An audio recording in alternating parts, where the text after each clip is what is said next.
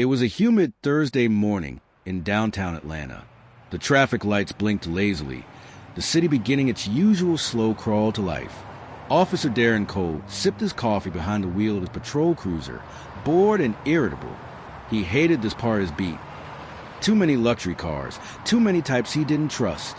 So when he spotted a sleek black Mercedes-Benz roll past him on Peachtree Street, tinted windows and all, something in him tensed.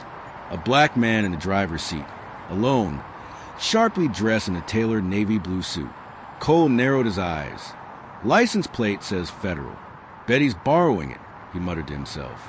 Without another thought, he flicked on the sirens. The Benz slowed and pulled over gently to the curb, signaling respectfully, as if used to this routine.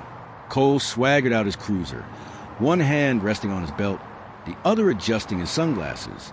He approached the car like he was walking up to a threat. The window slid down. "Good morning, officer," the man said. His voice was deep, calm, and respectful. Cole barely looked at him. "License and registration," he barked. "Step out of the car." The man raised an eyebrow. "May I ask why I'm being stopped?" Cole smirked. "Tints too dark. Vehicle doesn't match your profile. And you were drifting slightly between lanes." "I see," the man replied evenly. "All things that could have been verified without me exiting the car." Cole's posture stiffened. He leaned in. "You got a problem with my procedure?" "No," the man said, reaching into his jacket slowly.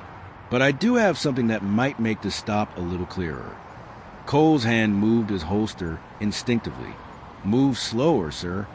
The man carefully pulled out a black leather case and opened it. Cole leaned in and froze. It was a federal badge. Internal Affairs Division. High ranking. The name read, Deputy Director Langston Miles. Cole blinked. His throat went dry. Internal Affairs. Langston nodded slowly, his expression unreadable. "That's correct. Atlanta Field Division. I'm here on an unannounced site audit. Well, I was, until you decided to stop me." Cole took a step back, suddenly aware of his own heartbeat. The arrogance that had fueled him moments earlier dissolved like ice in boiling water. He tried to speak, but all that came out was a strangled, "Sir, I didn't realize." Langston cut him off with a raised hand. "No need to explain yet, Officer Cole. I've been on the road since 6 a.m. I've got somewhere to be." Langston pulled out his phone and opened his notepad app with deliberate slowness. He typed something, then looked up. "I'll see you again very soon." And with that, the window rolled up and the Mercedes pulled back into traffic, leaving Cole standing dumbfounded on the sidewalk. 2 days later, the roll call room of the Atlanta Metro PD was unusually silent. Officers sat straighter in their chairs. Phones were away. Everyone sensed that something serious was happening. Then, the captain entered, followed by a tall, sharp-eyed man in a navy blue suit. Langston Miles. Even out of uniform, his presence commanded the room. Captain Rourke cleared his throat. "This is Deputy Director Langston Miles, Internal Affairs. He's been conducting an anonymous assessment of officer conduct in our district. You are to give him full access and cooperation." Langston stepped forward. His voice was cool, but powerful. "I've been watching, listening, filing reports. In the next few weeks, we will be reviewing body cam footage, traffic stops, and officer complaints, both formal and informal. Names will be named." He looked slowly around the room, and his eyes landed on Darren Cole. "I want to be clear," Langston continued. "This is not about minor mistakes. This is about patterns. Abuse of authority, selective enforcement, racial profiling. Any of those sound familiar to anyone here?" The room stayed quiet. Langston's eyes didn't leave Cole. 1 week later, Cole sat in a small room across from Langston and another Internal Affairs officer. The room was bare, just white walls and 2 cameras recording from opposite corners. Langston folded his hands. "Let's start with a stop on May 22nd. You pulled over a federal vehicle without probable cause. Care to explain that?" Cole fidgeted. "The tint." Langston slid a document across the table. The tint was factory standard and legal in the state of Georgia. Cole cleared his throat. Well, I thought he was acting suspicious. Langston raised an eyebrow. Suspicious. Based on. Cole hesitated. Langston didn't wait.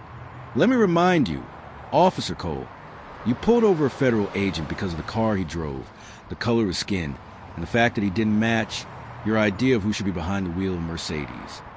Cole opened his mouth, but Langston leaned in. You called in that stop using the code 10 to 29, possible stolen vehicle, without verifying anything. Then you attempted to escalate the situation by demanding the driver exit the vehicle, despite there being no threat. Langston's voice was sharper now. You know how many similar stops you made in the past year? 47. 47 black drivers pulled over for drifting or matching a vague description. None arrested, none ticketed. Just stopped, harassed, demeaned. Cole looked down.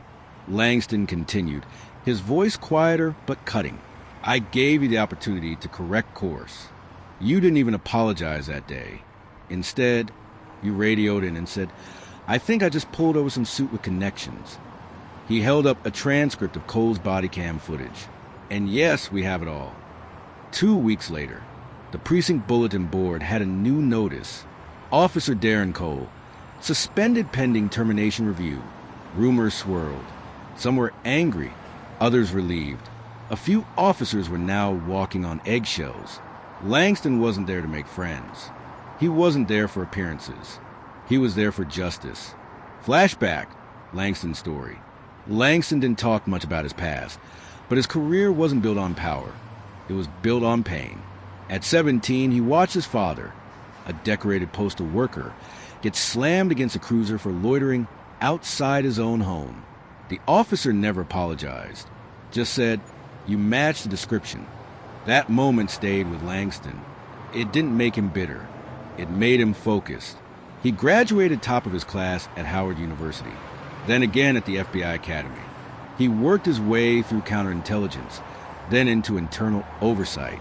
But it wasn't enough, because for every open-and-shut corruption case, there were dozens like Officer Cole, men with no criminal record, but decades of quiet damage behind them. Langston made it his mission to root them out, not through revenge, through accountability. Present day, Langston stood in front of a group of rookie officers finishing orientation. His tone was firm but sincere. You wear that badge, you represent everyone, not just the people who look like you, not just the ones who make you comfortable. If that's too much for you, hand in your badge now. He paused, letting the silence do its work. Then he added, if you ever find yourself pulling someone over, not because of what they did, but because of what they look like, remember this story. He looked out the window for a moment. I do. Final words. When Langston Miles was stopped that morning, he could have flashed his badge immediately. He could have pulled rank. But he didn't. He waited. He watched. Because sometimes the most powerful thing you can do is let the system reveal itself. And when it does,